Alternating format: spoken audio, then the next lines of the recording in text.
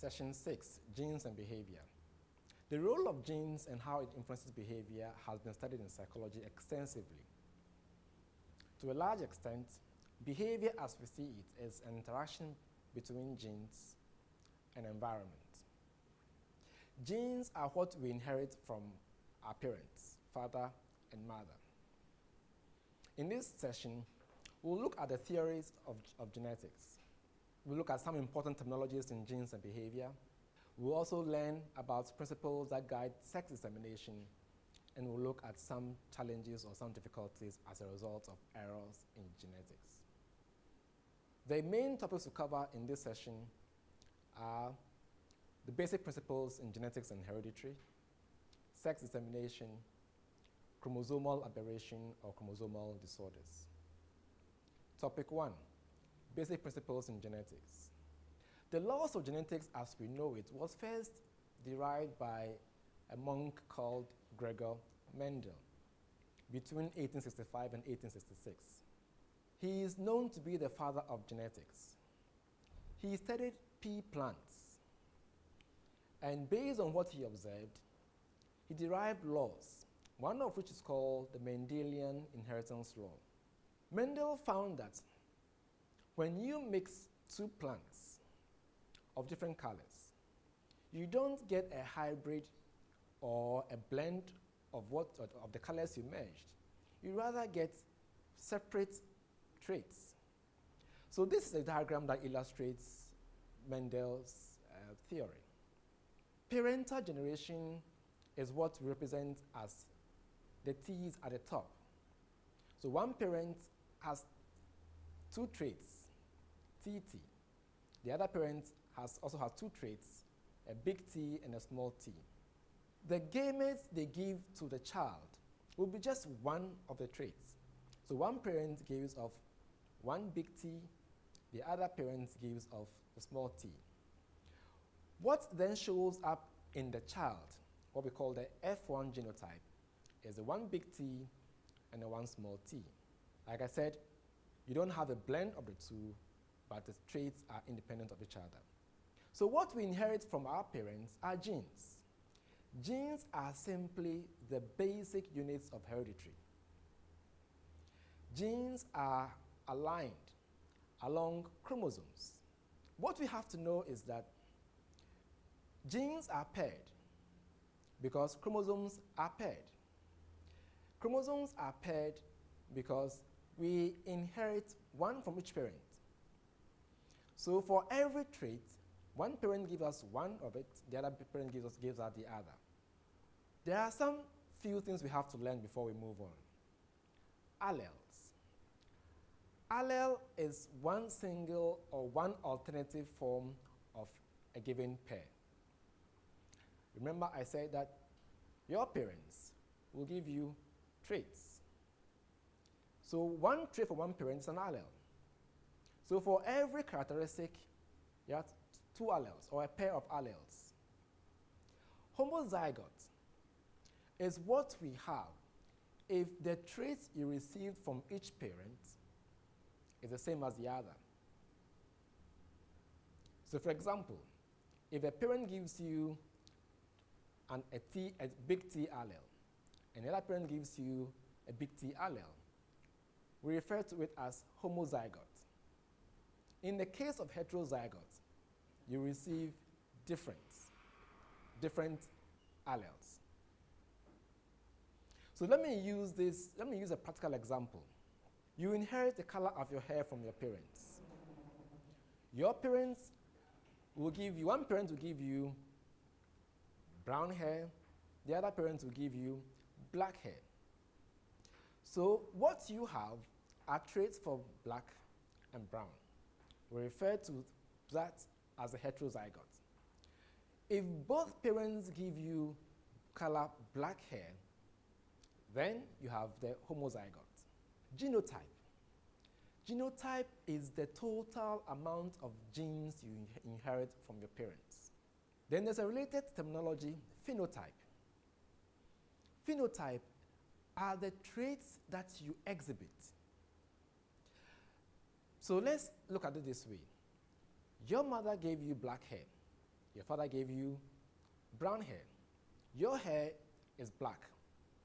Your genotype for hair will be brown and black.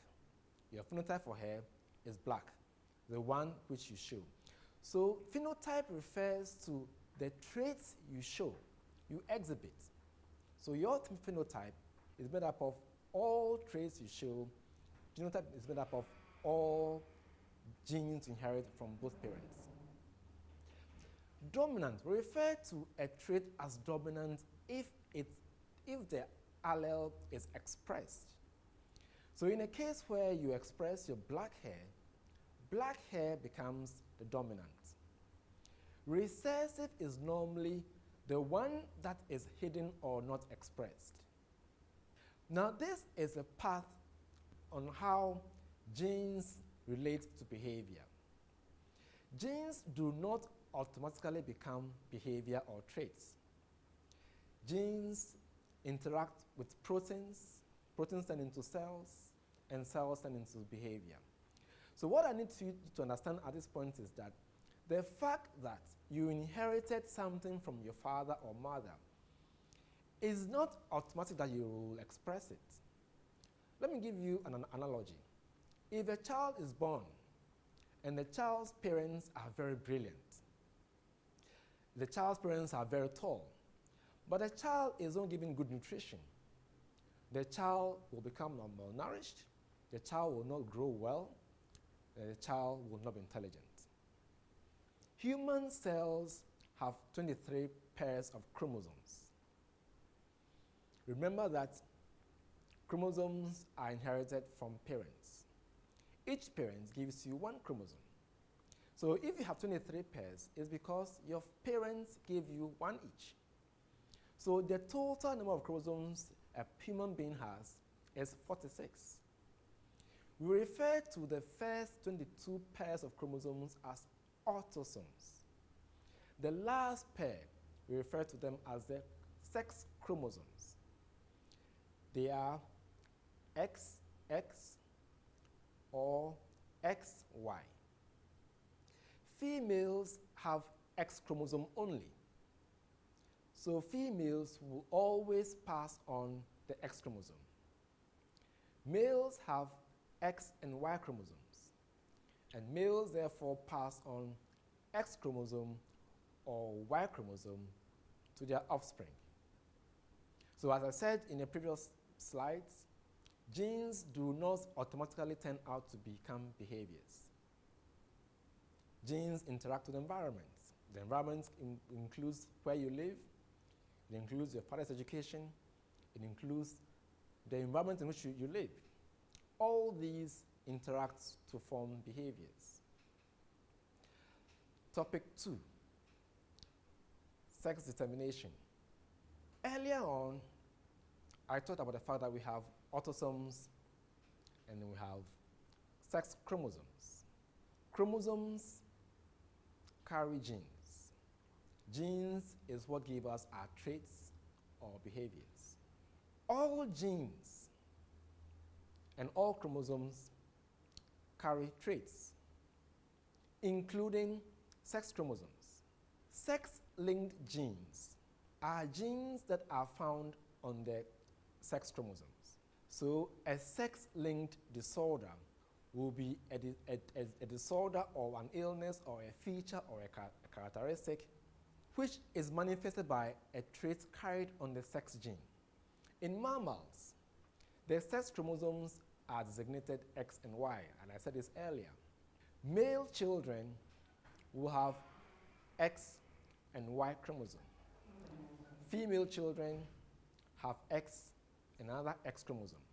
So in the formation of a child, the child's sex is mainly determined by the type of sex chromosome given by the parent, by the male parent.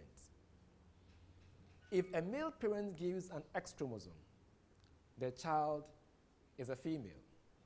If the male parent gives the Y chromosome, the child is a male.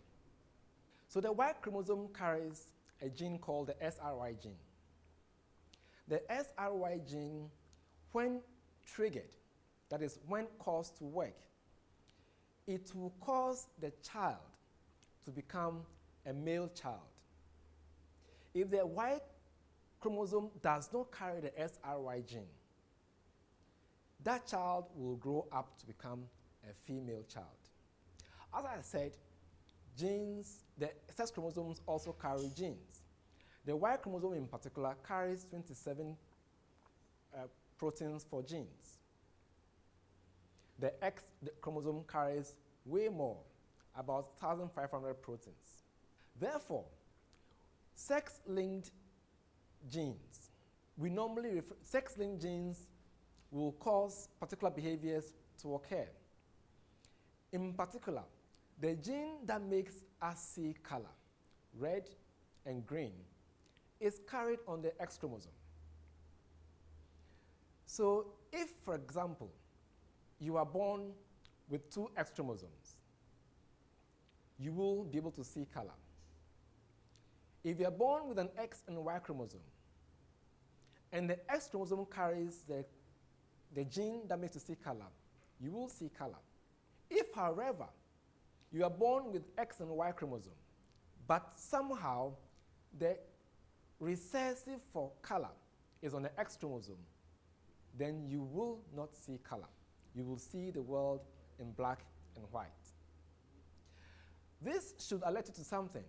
It means that males are more likely to be colorblind than females, because females are more likely to have an extra copy of the X chromosome that carries the gene that makes us see color. We call this condition red-green color blindness. Another sex-linked disorder is hemophilia. Hemophilia is an inability for the blood to clot. The blood lacks some enzyme to make it clot. It's also a sex-linked disorder or sex-linked trait. Sex-limited behaviors are behaviors that are carried on genes found on the autosomes. However, they occur only in one sex, mainly because of the presence of sex hormones. So, for example, both men and women have the gene to develop breasts, but only women develop enlarged breasts because of the sex chromosome estrogen. The same applies to the hair on men's chest. Both men and women can have hairs on their chest. Only men have hairs on their chest because that is triggered by male hormones, testosterone. Chromosome aberration. Chromosome aberration is an anomaly or abnormality. Normally, it manifests in a missing chromosome or an irregular portion of a chromosome. Normally, when that happens, there will be a disorder. We will look briefly at these disorders: Huntington's, Down syndrome, Turner syndrome, and Klinefelter syndrome. Huntington's chorea is inherited autosomal degenerative disorder.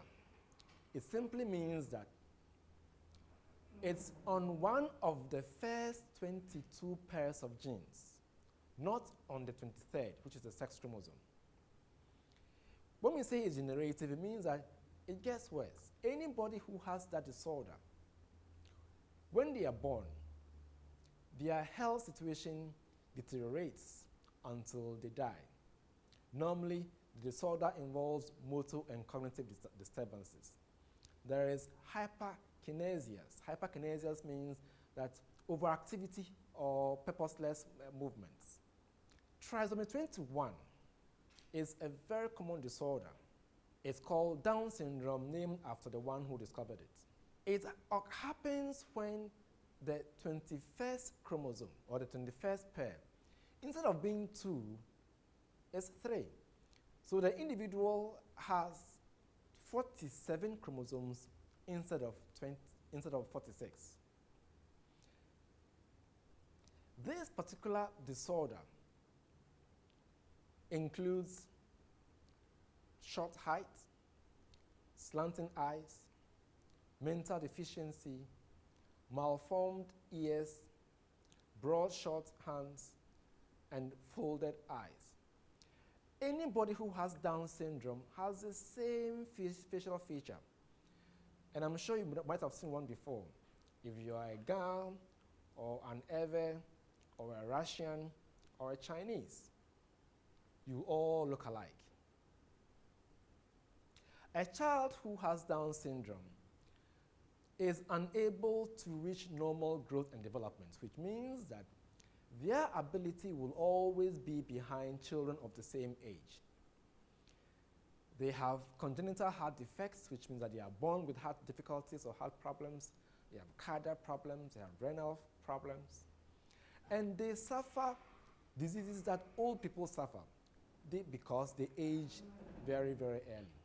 There is no treatment for Down syndrome. So once a child has it, the child will live with it. Turner's syndrome, or TS, is a condition in which a female child is missing either all of one or part of one X chromosome.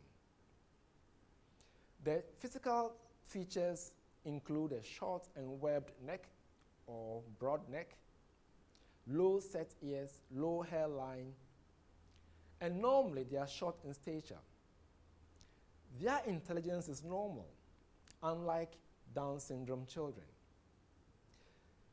They do not develop breasts, so their chests, even as adolescents or adults, will look like males. They also have heart defects, low thyroid hormone functions, and have problems with vision and hearing. Like Down syndrome, there is no treatment for Turner syndrome. Klinefelter syndrome is a case when a boy is born with one or more extra X chromosomes. Remember, what makes a boy is a Y chromosome. So this child might have 47 or 48 chromosomes because there's an extra 1 or 2 X chromosomes. The symptoms are not seen until the child reaches puberty. They include sterility, which means the male child cannot have children. They include weak muscles. They include great height, breast growth, small genitals, and this child will have no interest or low interest in sex. Intelligence is normal, very much like Turner syndrome. However, they have been observed to show reading difficulties, known as dyslexia. Symptoms are typically more severe if there are more than 2 X chromosomes. We have come to the end of this session. I'll encourage you to read the assigned chapters and do the assignments and join us on Sakai.